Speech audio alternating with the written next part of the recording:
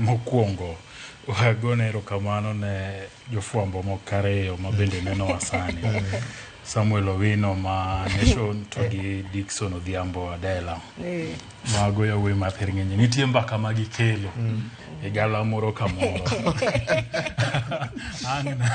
Angna ya wuot luo mathon. Angna migi dwoko bang'e.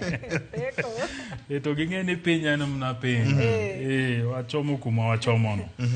Hapa ni VOJ weche matimore nyakach. Mana kaka nawacho. Ni samosego firimbi mar yiero to weche magarita ok dhi maber. To Fred bende okelo gimoro ni nitie joko madwa mewo gi mwandu jowetegi.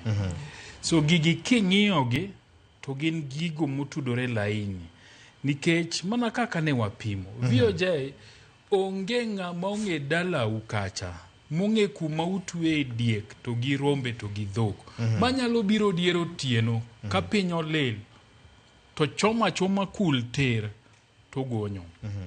Ka onge ng'ate gweng'u kanyo mano ogone mbaka to gibiro godo to kore ne kidonje rangach gimudhone badi kora cham ema kul nitie ji maya wuot nyakach ema coordinate gi jokuo jamnegi. Ineno. To kwa bire wach shoot to kill order. Gimomiyo gino ok nyal timore mayot. Ene nikech police ang noyudo mna report ka jamni no oseng'ad godo loka. Kech ka jo anti stock theft aneno ge en kaka moro boots to pamba ka kose majane na gasign gimoro. Tikwelo nyabondo wi god mesa kucho. Sadi mang nduru mogore kucha yore ang ne giwinj kuma gintie.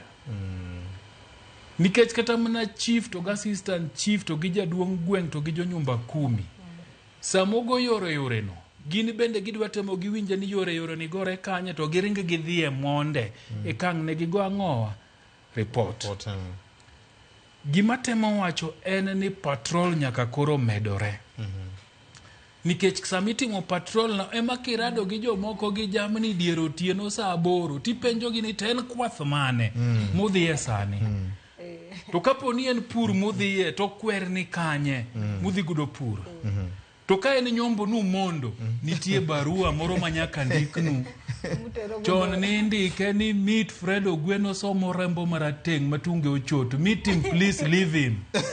To bedo sign ga assistant chief nikech Fred Giriang nitima ngo ang ne mond gi jamni mago bende nyaki bedo to kionge go to ina koro jakuo machiko nego tema ngowa orakre godo to nikech patrol gi onge nikech polisi amoro kigone simu to koni na sasa tutafanya aje na kuna mafuta to samoro bende na diera anase winjo kamoro ma police station mtoka mana monego bed repaired ma quotation mar $30,000 ne girito dweche 8 kapok omigi pesa mar timo repair seche go to kuo medore akawa area gi koro onge kaka police ang nobi.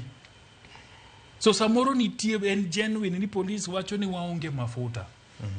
Gini genuine gikoni waonge motoka. Emomiyo gini chakore malo kuma wawacho cha ni ji duto mochung' na rita kwe. Ko chakore gi CS Murkomen. PS mare Dr. Raymond Omolo. County commissioners, regional commissioners nyaka gigore peksen. Nito bende obila mwamiyo ting mar rito aritane. Bende wamiyo gi facilitation maber makasimo donjo to mtoke gogo mana to nywe to wuok mano kende ka onge to bende okwanyase obila nikech gin bende nitiere kaka okomigi nafas mar tiyo tichge. So shoot to kill girigo nyalo beti but ka patrol onge ang ni rit jo donje station e ki shoot gi koso samudhi kaw exhibit. So weche magarita kwe richo to chakore gi malo emonego bed streamline. Sario gideka sadege deka paga ngwen maro kinyi makawuono ilie kona kanyo ni weche manyeno chingni rumera Mogi FM kocha mapio ing'eni jafwambo moro bentie maneno kaka wagini iluonge ni Duncan Haemba kano keto translator kanyo owinjo kaka